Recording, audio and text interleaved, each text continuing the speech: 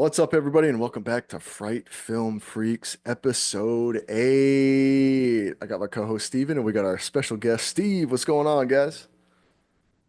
Hey, what's up? What's up, everybody? Thank you for having me. Yes, yes. Hell yeah. Episode 8. It's been way too Yes. long. Way too long. I know it feels like it's been because it has been like we did our last episode 7 was Sleepaway Camp, and that was we did that earlier in the month, I think. So it's been like a month and a half, I feel like. So it's been a little bit here. I Uh don't like it. no, it's I miss my Fright Film Freaks peeps, you know what I'm saying? Yes, absolutely. Steve, thank you for joining us. All right, cool. Okay. So yeah, episode 8, we are talking Tales from the Hood, Yes. 1995, man. We're going old school on it, man. We're going Oh, anthology series, much like Creepshow to and Trick or Treat, all these types of anthology series that we got going on. Was once popular. I feel like not as popular anymore.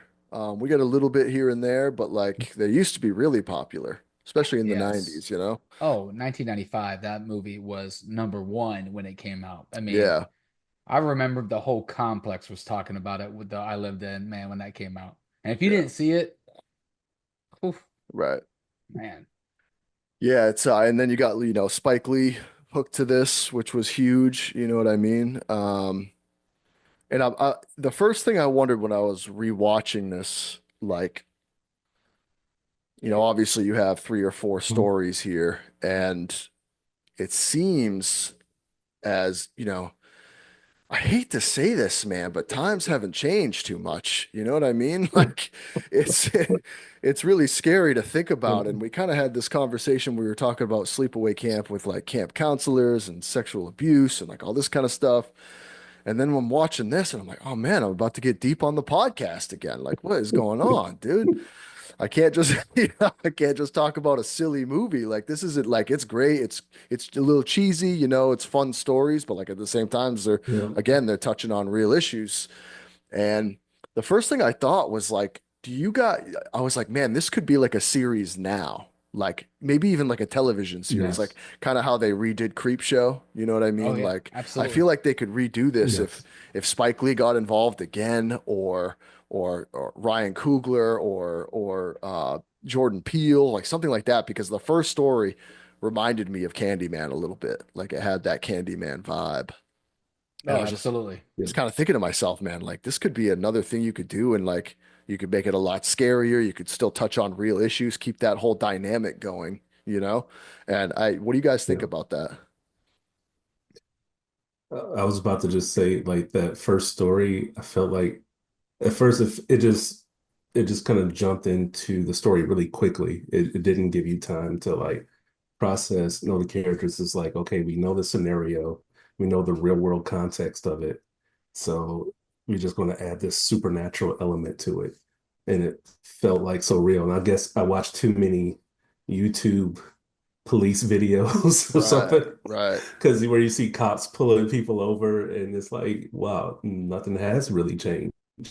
And now they're just doing it to everybody. And now we have cameras to just see everything. And it's just wow to even think like we haven't budged the needle that much. right.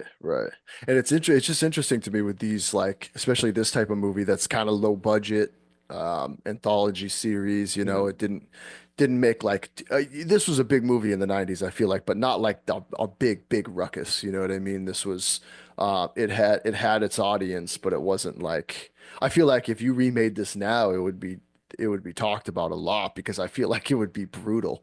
If you got because I mean, I don't know if Yeah. you guys have seen Sinners yet, but Ryan Coogler, man, crushed that movie, and he's been linked to possibly doing, I don't know if it was X-Files or Yeah. he's I think it You're is, right.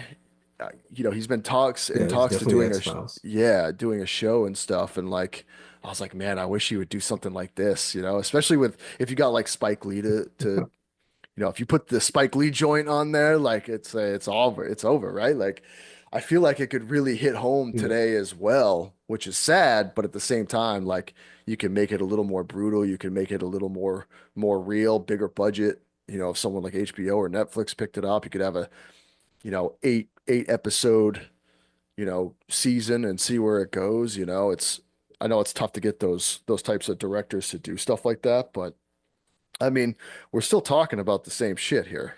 You know what I mean? I'd Yeah. rather see a remake. And I don't want an anthology because I mean it'll eventually just kind of get worn out, So Right. I'd rather see Mhm. a remake. I And just mean, do like the four stories again. yeah, absolutely. I mean, you could do four different stories. You could do remixes of the original stories. I mean, you don't need like the little puppets if you don't want to. Um, Yeah. you know. You don't need the puppets, but the puppets Yeah, are, sorry. I kind of like the puppets I though. like them. I like them. I'm not knocking them. Please, I'm not knocking them, right? I though the first story was great, and Yeah. absolutely it touches some real subjects, and it seems like if anything, it seems like we move backwards. Yeah, But the cops were so cheesy in it that it was so sure. hard to take serious, man. I'm like, what? I mean, where in the world did these guys go to academy at? I Right. mean, like nothing really made sense about it.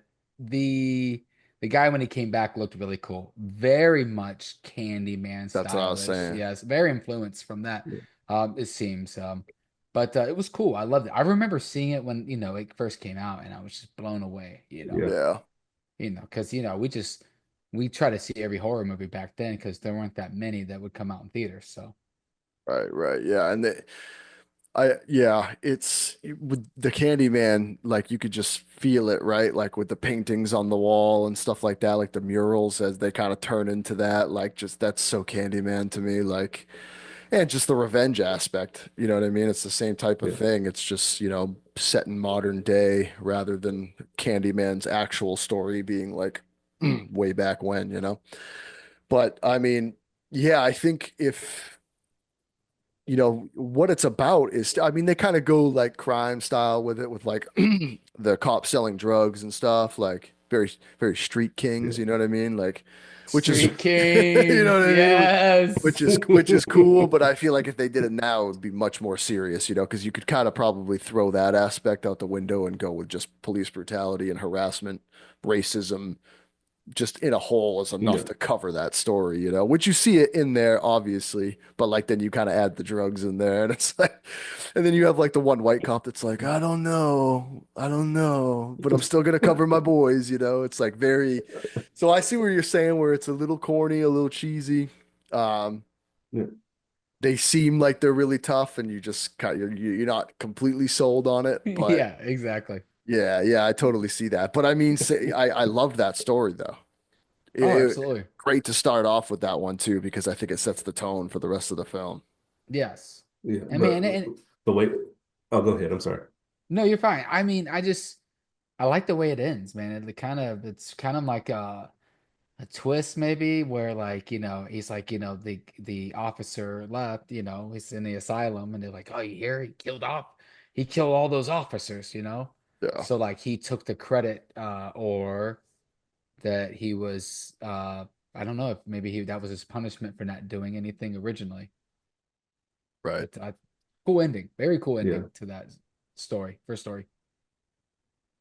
Go ahead, Steve. But I was like, we got to talk about I was about to say the prologue that set it up, with Clarence Clarence Williams III, who played the mortician, Yeah, who set up everything and like bringing the three guys, the three gangsters into the parlor. They're looking at the casket. He opens the casket and we see the officer, and it's just like each story it just kind of gets progressively worse a little yeah, bit. So yeah. it's just kind of like, and then he just freaks me out. Clarence Williams freaks me out in that role and stuff. He's So cool in that movie. He's Yeah, really cool. yeah, and you need that prologue too, and like those, you need those little in between stories to kind of tie everything together, obviously. Um, but yeah, I just like that idea of like them. Same thing. I think they're going to pick up drugs or something, yeah, and they just get caught in these stories, right? It's it's a really cool anthology, and like I don't know,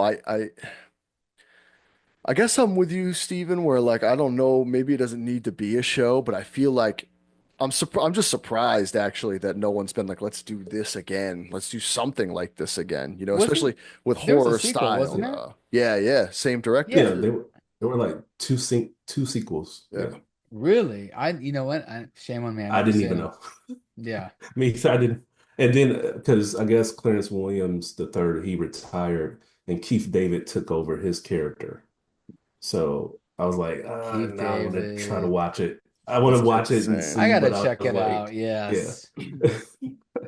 Yeah, yeah, for sure. Yeah, it's tough to do sequels too, man. I don't think I haven't seen the second one because I'd like to check it out just to see the stories, but I wonder what year that was. Oh gosh. Probably 2 or 3 years. It You- was like 2 or 3 years. It felt like a direct to I like got it. video release. Tales from Yeah. the Hood 2 came out in 2018. Tales from the Wow. Oh Hood wow. 3 Wow. came out in 2020. Wow, And man. What? I didn't know. actually looks like Tony Todd, rest in Yeah. peace, was in the third one. Wow. Oh, okay. Oh wow. Yes. See, they kind of went generic with the with the title font. Oh, I hate that. I hate that title font. I like that. Something about the 90s and 80s, man, with their title fonts. Like it was just stylish, man. It was cool looking. Oh, you Yeah. could not beat the Tales from the Hood poster. No, That was one of the sick, dude. coolest Yeah. posters, man. Yeah. If not, that probably might have been one of the coolest poster in 1995. It's up there. It's Oh up man. there.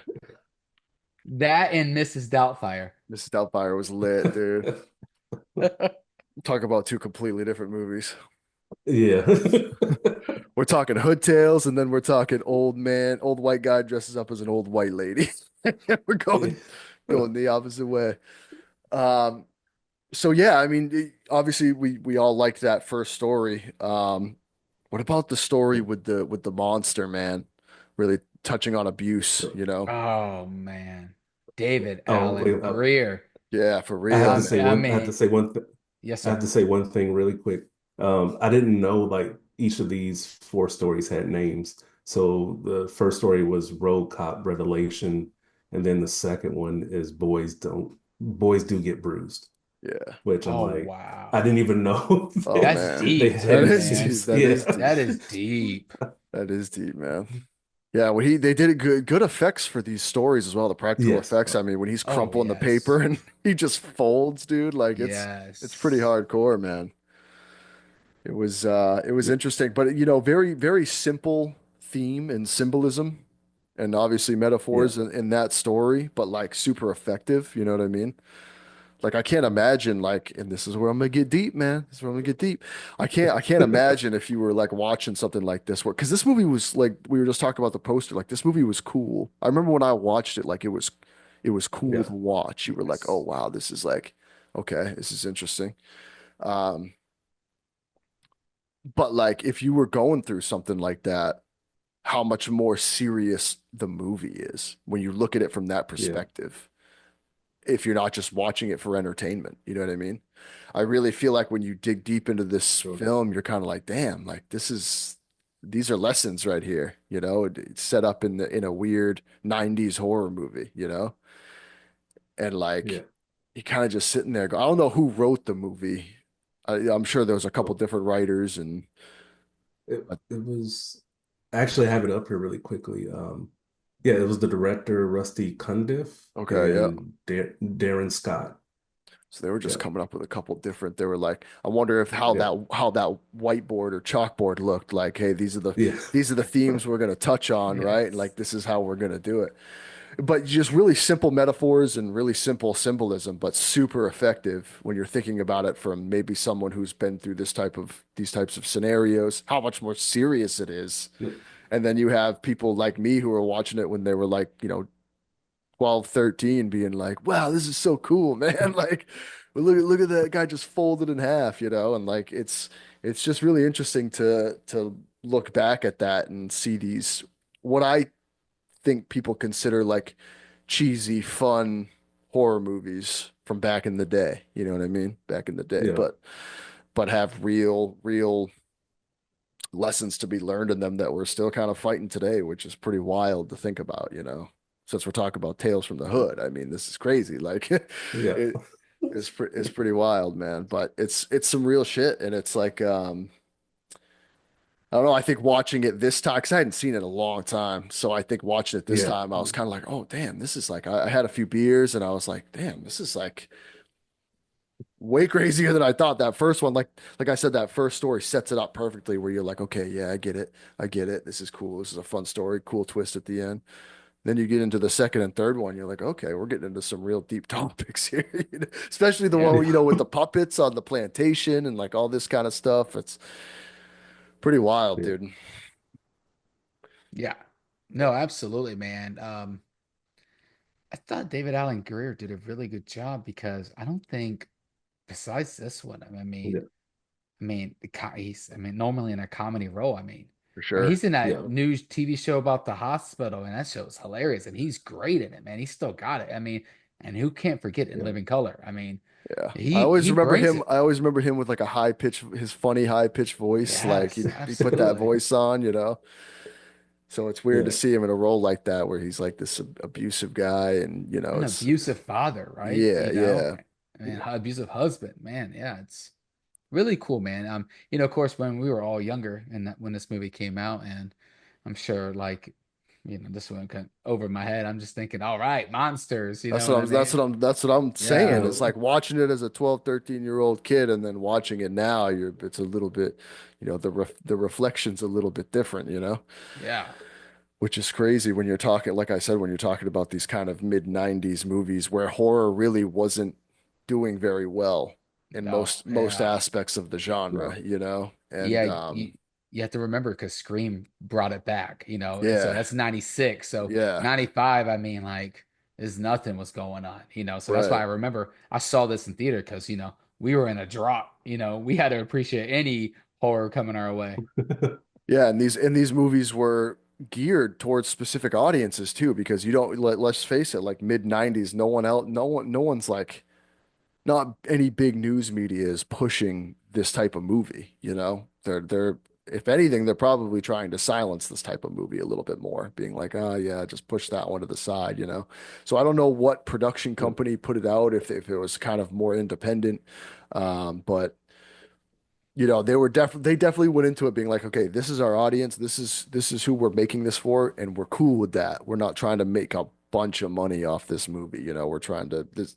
It just yeah, seems like there was a little bit more to the movie now that I've seen it again, being like, okay, I think they knew what they were doing. They weren't trying to like make it a bunch of money and make these because you could have just made this very laughable and like comedic more stuff like that. But like you see a lot of real issues being touched and a lot of pain, man. That's why I think if they remade it now, that it'd be like kind of brutal, probably kind of hard to watch. You know what I mean? Yeah. yeah. I think And I'm just thinking about just to piggyback off what you said, Steve, like with David Allen Greer, like I wasn't expecting that out of him. yeah. Especially, I'm just because A Living Color was at the height of his power still, I think. And I'm just sitting up there like David Allen Greer. I'm like, this dude is you're a funny guy. What the Yeah, heck Yeah. he's doing playing a serious role? Like I remember yeah. him in other, film roles and him just when he started letting the fist fly in the kitchen and everything. I'm like, oh wow. Like, okay. He gets just to make it more of a light work, but they kind of like he starts whooping ass immediately when that teacher leaves, dude. It's like Yeah, he slams the absolutely. door on that teacher. He's like, "All right, here we go, here we go." You're like, "Holy shit, man!" Yeah. And as far as into it, David Allen Greer's been the last thing. It's like the year before, him and Damon Wayans put out Blank Man, and then he goes to Yeah, this. So Oh, it's like, wow, it's like, it's just like just out of the left field, buddy. He delivers. I think he does a great job, man. And I wonder how he got that yeah. role. If he tried out for that, or if he was, you know, yeah, brought I don't know. on. Maybe You know what I mean? Like, did someone that's ask him to do that? Is he tight with the producers or the director? Because it's 1995, man. He's doing Jumanji yeah. at the same time. Yeah, he's a cop That's in right. Jumanji. So like he's on two. I forgot he's in he It's Yeah. takes like he takes crazy. the fall. Yeah, dude. I mean, Old dumb Allen. yeah, Yeah, exactly. Like, and he's got that high pitched scream he does, you know. Yes. And so two completely different dynamics there, you know, which is, I guess, a compliment to him just in his acting. But I just wonder how he got involved with this project, you know, if he did audition for it, or if he was tight with some people and they were like, "Yo, come on, do this little movie with us," you know. Yeah, that's a good point. Because I mean, I can't. I'm gonna say, It doesn't seem like it was. Maybe it didn't take that long to film. Besides, maybe the one with the puppets, because that's like yeah, that's a different story. That was probably the yeah. hardest one to film for sure. But I'm gonna say Spike Lee convinced him. I'm sure that I'm gonna makes say, sense, right? He's like, "Yo, jump yeah, on this. Like, definitely. get some eyes on it." You know what I mean? Absolutely. Yeah. Yeah, But you would think he'd be playing like the teacher or something, you know, like not the dad that's being Like it. abusive to his son. No, But I mean, absolutely. kind of a yeah. cool little thing there, you know. So what about the And oh third yeah, story here? Oh, the puppets. Yeah, I mean, damn. Man. Super cool, man. It I looks good mean, too. It looks oh, good. yes. oh, oh, wait a minute. The name of that story is KKK Comeuppance. Wow. Wow. Wild. I'm like, I was Wild. like, what the heck? I didn't even know. And again, here we Man. go. We're talking about dirty politicians. You know what I mean? We're talking about we a lot of heavy subjects here, but like to me, the puppets looked good, man. Oh, they were so cool. They looked awesome. They It did. was They a looked cool good. story. I mean, of course, once again, we probably none of us got the underlying theme to Right. it, which is once again another deep thought that hasn't changed. And once again, I mean, it's crazy how indirectly deep this movie is, and no one probably was paying attention in 1995 because the effects were just so cool and the stories they stuck. So, Yeah, exactly. And like that was probably all stop Yeah, motion, oh yes, man. Some no, that one people, definitely. which took a yes, long time absolutely, some hard work, right? Some dedicated labor, man. because they're not just in like one quick scene. It's like the whole, you know, Yes. it's like the whole that whole short, which is interesting. Um, but yeah, great story again. Which, Heavy themes. Like I liked it a lot. which I thought when I first tried to look up about it, because I was like, the film nerd in me want to know more about it. I thought they said the Chido brothers did the animation for it, and Really. allegedly, from this one site, yeah, they said that those same puppets were used in Team America, World Police, and I'm like, Oh, I don't know how they Oh, can do that, but what? I was like, if they repurpose that, I guess all Right. They these movies probably. have great I'm connections and stuff. I'm sure they can like, because I'm sure they have like claymation people come in and kind of like Yeah. create the dolls. They probably put face on actual dolls, so they probably stripped everything off of the dolls and then like yes. put more molds on them and stuff like that. You know, that's a cool fact if that's true though. Yeah. In the comments, Yeah. if you This, know if this it's true or not, like it up. Make sure you guys let us know in the comments. But Yes, absolutely. yeah, because I don't know if IMDb can be trusted, but that's where I saw that right here. In yeah, Just IMDb, we trust. yeah. well, we're going with it because I like that. That's kind of a cool little. Yeah. You know, because I mean, they did use a lot of puppets in both of those movies. So it's like you know, are you going to make them all by Yeah. hand again, or are you going to repurpose and save some money? You know what I mean? And if they're just sitting in a closet in Hollywood somewhere, like, so it's like I wonder how many things like that are just sitting around, props and stuff from movies that you love that are like buried in a closet. You know what I mean? Endless. Crazy, Endless. crazy to think about. You know what I mean? Like way less more now, way less now because of CGI and stuff like that. But like back, you know, you might open the door and be like, oh, there's like a fucking, you know, sword from Lord of the Rings just like chilling on a set in Hollywood, you know, something like that. Kind of cool to think about the stories if they could talk, you know. What you guys think of the fourth story? Good. Kind of goes The into like fourth. a Oh, kind of goes like into a oh yeah, man. I just I feel like they just get darker and darker, you know. The hardcore convert, the fourth one is just Yeah, now we're touching on uh, gang violence and stuff like that, you yeah. Yes. know. I love that man's chops. And Hell yeah. Them chops were oh, cool. oh, those sideburns. Oh, those Yes. Those Rocky Those Jim Mayavillas. Kelly, I thought they was the Jim Kelly sideburns. Oh The man. Mr. Han, I need to leave your island sideburns. I'm like, I don't know, man. It's like those, I couldn't grow anything like that. So, So was the premises, was he like in a limbo? And was that what was he in? That seems to kind of be no. what it was, Or right? like maybe like yeah, It or was a I little thought it was a I wouldn't say limbo, but I don't know, maybe like I don't want to say it was like psychedelic, but it was a little more mm, trippy than the other ones, you know what I mean? absolutely yes. yeah, And you know, if he chose to go with the experiment, maybe he would have lived, Right. right? And maybe that was like his guardian angel, maybe. Maybe he was like in the and by yeah, limbo, I mean, you know, because you know, limbo's meant like in two different terms when we talk about this, yeah, but an afterlife, but I meant like the limbo, they say that before you go on to heaven or hell, you Right. are in a in between area for a while. Like purgatory, yeah. Yes, something like that. yes. Yeah. You know what? I mean, that would actually been a better term. This was his purgatory, you know. Yeah, Limbo Mm, sounds good too because it was just kind of trippy to me. Like it was kind of Yes. like balls, it was kind of like all over the place and was meant to confuse you a little bit and like, you know, it was more of a mental thing this story was than anything Yes. else. But still again with yeah. deeper, you know, And it also, for me, it had that Clockwork Orange vibe when Oh, Andy yes. McDowell's character, had the pupils wide open. yeah, It was some of that same imagery, and then I can't, I can't dismiss the great Rosalind Cash. This was her like final film, and like Oh she man. was in one of my favorite, the Omega Man with Charlton Oh, Heston. yes. Yeah, so Good I was call like, out, Steve. yeah, Oh man. oh man, that Rosalind, I was like, I was happy to see her, and then I think she like died a year later after this film. So I was Rest in like, man, peace.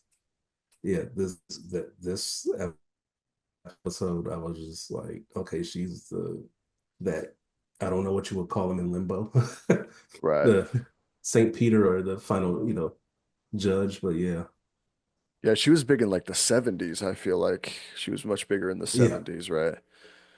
Yeah. for Yeah. sure, Yeah, and then obviously to wrap everything up, you got the ending of the the gangsters here in the morgue.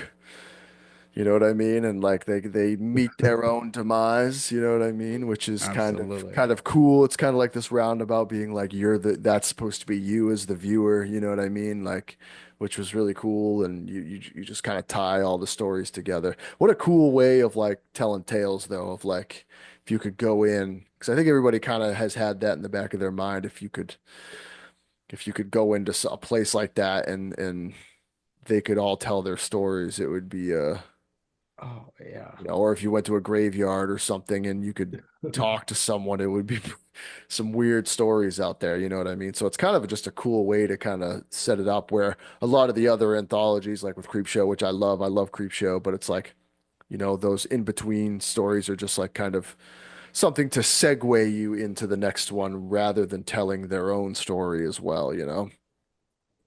Right. So good idea on that as well. Because I mean, you're talking this is like an hour and a half movie altogether. You know what I mean? So these yeah, stories last quite a long. You know, they're all like 15 to 18 minutes or something like that. I'm not exactly sure, but they seem to have gotten a little longer as they went on. I could be wrong. It might just be the way they were told, but just a great way to end it. And so you really have five stories. You know, if you think Very about it, true. Absolutely. which is kind what, of cool. yeah, All right, so I mean, I agree. What a great way to wrap it up, and you finally like, okay, these, you know, these three gangsters were thugs, you know, and now they see their demise, and really cool, kind of a twist, right? Yeah. And you wonder who goes in yes, to the next, who's the next people in, who's the next man up to hear their stories, you know what I mean? Like, Oh, so yeah, it's kind of absolutely. like it's kind of a cool way to kind of can be like, yeah, this continues a little bit, you know? So pretty cool. What would you guys rate it out of five? Our I'm not going first Fright on Them this one. Freaks. Our I'm not Fight going for Them first. Freaks. All right, you know what? Guess first, Steve. Oh What's your damn. rating? Out of five. Definitely put me on the spot. Yes, I'm gonna sir. say I'm gonna give it 4 out of 5 just because I know this was like so many people's like final performances, whether it was Clarence Williams the third or Rosalind Cash. I know Art Evans, who played the agitator, the guy in the third episode, he just passed away last year. So like was a good character actor. So definitely the 4 out of 5. And then also Inspector Deck from the Wu-Tang Clan did the soundtrack, Which did is sick. one song on the soundtrack, along with I know Grave Diggers, a part of that 90s hip hop horror Man, rap. They also contribute a track, so that's I'll give it a 4 out of 5. What the soundtrack helped it. It's not a the, 5, but it's definitely watchable. the soundtrack was great. And this was back in the day. We got to remember, for those who don't know, in 95, you bought soundtracks. Oh, hell I yeah. mean, Yeah. oh man. And that Hell yeah. soundtrack, Steve, I'm glad you noted that because man, Yeah. when the credits rolled, I kept it on. I kept it on. Yeah. I didn't turn it off, man. I was, walking around, cleaning, picking up in the living room. I was, getting with, you are absolutely right. The soundtrack was amazing. And Well, I'm it's kind of glad you it's brought good. that up. It's cool that that happens too. That you kind of you hear people keeping it on because of the soundtrack. Because then everybody in the credits gets Yeah. their lick. You know, Yes. you put a Mm, dope ass song at the end, and like people are gonna see your name. You know, which is cool. Because usually, what do you do after a movie? You shut that shit off if there's not the Exactly. new wave of like end credit scenes and like post credit scenes and stuff. You know, you didn't have any of that, so that's really cool. Good good point out with the soundtrack. We didn't really talk about that too much, but that's very true. Especially mid 90s. I mean, the era of the It was best at hip hop, you know what I mean? Yes. the height of West Coast gangsterism rap. Yeah, yeah. Hell There was yeah. no postmodern jiggyism yet. It was just Yeah. True, gangster. true. I was like, oh my gosh, because that's one of the things when I watched the film, I was like, damn, this sound like the soundtrack caught me. The first, opening credits. I'm like, oh my gosh, it took me back. So yeah, Yeah, it goes I'm hard. gonna have to add that to my I'm too playlist. old. Feeling too old now. All right, who's up? Me or you, Steven? Go ahead, John. All right, all right. For me, this movie, I'm going, and you know me, I don't give it a flat score usually, so I'm going 3.9 on this one for me. 3.9, 3.9, almost a 4. Um, 316. nothing really like hurt it that much. It's just there were a couple cheesy things in the movie, obviously. For sure. Um, it's a little lower budget. Just hurts it a little bit. It's just a sign of the time, really. It's not anything that they could have done that much better. I did think that the Yeah. first three stories were really, really strong. The fourth wasn't as strong for me, but I think it's because it was kind of like totally different, like and kind of out there compared to the other one. So it's kind of a cool way to end it. But I'm wondering if they put it last for a reason or if they thought that it was the strongest to end. You know what I mean? I kind of had that little Yeah. argument with myself at the end if they put it at the end because it wasn't as strong as the other three, or if they thought in their minds that it was the perfect way to wrap up the movie. So I kind of tussled with myself a little bit on that one. It was good, but by the end of that one, I was like, okay, Mm. I'm ready for this movie to end. Um, and I thought the runtime was good. I thought that really didn't hurt it as much either. So I mean, eh, I think the first story is the strongest for me, and then I Mm. think they kind of are go a little bit downhill for me after that, which is fine. I mean, I think that's kind of how it should be set up. Um, because you want to grab people's attention at the beginning, right? And I think the best part to me was the in between story with the prologue and epilogue and all that kind of stuff. I think that was probably the thing that tied it in together for me. Kind of refreshes you a little bit, gets you ready for the next story. It's not too much time in between, which is good. And then just this movie's. I'm just gonna say it's deeper than people think. And Absolutely. I said that about Yeah. Sleepaway Camp too, man. And people probably I feel like people crucified me, but Oh no, man. I feel like I feel like these movies are deeper than people think, and we get on here and we talk. Yes. Every time I watch them, I'm like, man, I'm watching them in a completely different light, and I'm trying to think of different scenarios in my head and different ways of watching them, which I think everybody should do when they're watching movies. If you're going to watch them a couple times, you're going to see them in a different light every time, you know? So Yeah. I just think it's deeper, and that hit hard for me. That gained like at least a full point and a half for me on how, you know, how big the metaphors were and the symbolism and the themes of the movie, and how they were very separate from each other, but at the same time, like all together, kind of talking about one Yeah. specific, topic. And yeah, it was good, man. 3.9 for me. I mean, that's not a knock on the movie. That's a pretty good score. So Yeah. I'm going 3.9. Oh man, Tales from the Hood, man. I mean, Here we go. I'm glad I got to see it in theaters. It was a classic. I mean, I remember we even rented it the opening night. I mean, from the Blockbusters on the opening day or Fridays. I think the videos used to come on Fridays, am I right? New Yeah, hell releases? yeah. Yeah. Tuesdays and Oh wow. Fridays. Tuesdays and Fridays, I feel like. Yes. Yeah. And I bet Oh I man. bet this one ran off the shelf, dude, just because of the name and the Absolutely. way it looked. Like that's The all you could judge poster, it. That's all you the could judge cool a movie poster. on. Oh Yeah. man, with the gold tooth. My favorite story was part two, man. I mean, child abuse is such a serious subject. And people kind of forgot about it until COVID happened and 2020 happened.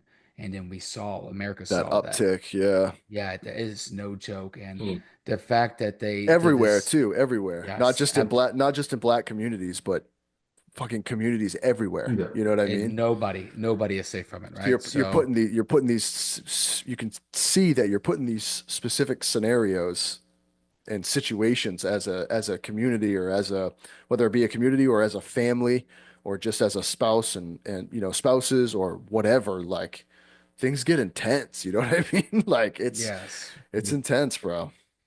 I to get back to that story, I just took it so deep, like where so many teachers see this and that these kids get abused and how I saw it rewatching it was nothing ever happened to the father.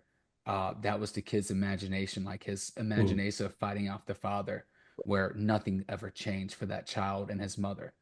And Damn, we see this, that's we see dark, bro. yeah, man. And That's dark as and fuck. I was like, wow, man. And you just see this in this, we don't get this in the 90s, and Sleepaway Camp, man, I'm glad you mentioned it because they did the same thing. They indirectly touch a serious subject, and Tales Yeah. from the Hood did it as well too. And I mean, 4 out of 5 for this movie, man, just because of that story alone. And man, David Allen Greer, man, wow, he delivered. I mean, Yeah. I could have just watched that story. I would have been great. The first story, phenomenal. Second story, man, that really got me. And like you said, the third and the fourth one just didn't match, but I see they probably had to find a way to match it to the three original characters that we see at the beginning. So Yeah. I enjoyed it, but I loved it, man. It's a classic, and Yeah. I love anthologies, especially when they have a host. You know, Yeah. body Yeah. bags, yeah, Yeah. right, and then Tales from the Crypt. Mhm. Obviously, Sam from Trick or Treat, right? Yeah, exactly. Yeah, you got to have that one guy, you know what I mean? That's Yes. that's kind of carrying you and segueing you to all the other ones. Yeah, Yeah. that's an interesting take on the that second story too. I know I'm kind of going backwards here, but No, you're good, brother. I forgot that it was interesting to think about like how at the beginning of that he's seeing the monster, like the hand comes over the door, and like you're seeing this beastly kind of monstrous creature, and you're like, Yeah. okay. And then when you see him just as the dad, it's scarier. Exactly. You know what I mean? Which is like, I don't know Yeah. that I'm sure that was supposed to happen, but like I think you have to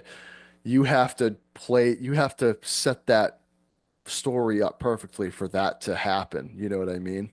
Like for you to be able to think that, like, man, the dad himself is way scarier than seeing that claw come across the door, or seeing his shadow or silhouette, you know what I mean, of this monster where, but then you see the dad and you're like, and then obviously you see the abuse and you're like, geez, this is way more scarier. And it just kind of reminds you like, monsters are real, right? Like Yes, they're just not, absolutely. Yes. that's just through a kid's imagination or even our imagination, but like there's real fear there, which always gets me, always. You know what I Yes. mean? So, And when all three of us watched this movie, we were not fathers. right. Now we're fathers rewatching this, and it's just crazy. Like, I relate it to more. It's like where, I thought that was my son being, harmed, man, or being a school teacher and seeing this happen and for one of your students. It's just And wow. So what's the right move? Like, do yes, you, because like there's legal Yeah. action that has to be taken as well. You can't just show up yeah, at like what he did like in today's standards is not okay, he would have got terminated. even though it's the right thing to do as a human being to check on someone, but like Yeah. legally, you can't do that. You know what I mean? So now you're seeing these pinholes in the system that are just as scary as the monster. You know what I mean? Like very real scenarios that you feel like you have no control. So when you're watching that, you feel like the kid. You know what I mean? You don't have any control. You have no choice but to just take the beating. You know what I mean? Which is like such a man, that's scary to me. That's so scary to me. And then as a father, now you're watching it, Yes. taking a look Yeah. inside yourself as well. Like how do you look at someone, you're like, how could you possibly do that? You know what I mean? And your mind starts to like turn, like what makes someone do that? What was their childhood like? What was my childhood like? Why am I not doing this? Why am I okay and think this is wrong and other people don't? And like there's this whole, I mean, that's a big subject matter, man. And I it's freaky. I'm gonna say one deep thing, and then I'll normally I'm the funny guy on this, podcast, and we need to do a better job on raising our sons Yeah, in this sure. country and across the whole entire world. I mean, that's That, the bottom line. We need to do a better job raising our sons, I you know. agree. And I think it starts with watching Tales from the Hood. Yes, You know yes. what I'm saying? Made in I'll, 1995. Hey, thank you. I'll be the funny guy this time. Bring me back, brother. Thank you. But yeah, Yes. Oh, and you have to watch it on Laserdisc with got it. director What? commentary, Still which do it. did not carry over to the DVD. Only Right, the right. Laserdisc has the director That's commentary on it. legit. That's Yes. legit. What? Thank you, IMDb. In IMDb, we trust. Yeah, there it is. I'm like, man. Um, but yeah, all right. That's our episode on Tales from the Hood. I appreciate you guys joining me. Make sure you guys Thank you. like, comment, and subscribe to the channel, man. We'll be coming out, monthly with more Fright Film Freaks. Yes. Episode 9 will be coming next month. I got plenty of 2000 horror. 2000 2000s horror. horror. We're getting deep. Oh man. And You know but what? I'm yeah, gonna. Hey, hold on. I gotta take this part. You're still my funny part. So, all right. Hey, please make sure you check out John's reaction videos. They are fantastic, man. He yeah. does a good job. Very nice to edit. I mean, you seeing this reaction. I love it, man. John, please keep those up, man. Oh hell yeah, Um, man. We've got a new one coming out. I just did a reaction to it'll come out before this, but it'll be very close. The Welcome to Derry teaser trailer just came oh, out. And so I checked you know that what? out today and I'm I not. recorded that. Yes, I'm not gonna watch the Yeah. trailer. I'm gonna watch it with you during Hell your yeah. reaction video. Thank you for telling me you got that coming out. Yeah. And John's got other stuff coming out. He's this man. I think this man's. I think he's a machine. I think he's AI because this man. I don't know how he's doing it all, but he's got short films this summer going out. Yeah. Please check out Well, Crooked Crit Yeah. YouTube page. Almost 1,000 subscribers. Help him get there. Yeah, we're I getting mean, there. yes. Thank you for including Fright Film Freaks, the podcast. And then most importantly tonight. Thank you, Steve, for joining us, man. I've Yeah, known this, absolutely, man. yeah, man. Known this man for over 20 thank you. years, man. We were young men when we first met, and now we're old men. And thank you. And Wait a minute. Steve actually picked so how we do it, just I a was just quick gonna say reminder. that, yeah. Yeah, so we always have a theme every month. This month was 90s horror. Steve threw in Tales from the Hood and the Hat. It actually got picked, and everyone was pumped. A lot of people haven't even seen it, man. which is So, great. What? yes, I can't wait to read some reviews. So, Wow. if you're ever interested in joining the club, talk to John. He's the man with the plan. That's all I got. I love it. I love it. Yeah. No, I thank you guys for joining me, guys. Great movie to Thank review. you. Um, hopefully we can do it again, Steve, have you back on. Yes. And we'll have more guests For on in the sure. future. I got more, like Steven said, I got some short films I'm working on this summer. You can always go back, watch my feature film, Devils Are We. Oh, You could check out Mr. Red. You could check out, I mean, I got three or four more on there. Go check them out. But we got some more content coming. Better stories that I've written. So make sure you guys check those out as well. And yeah, we'll see you guys next time.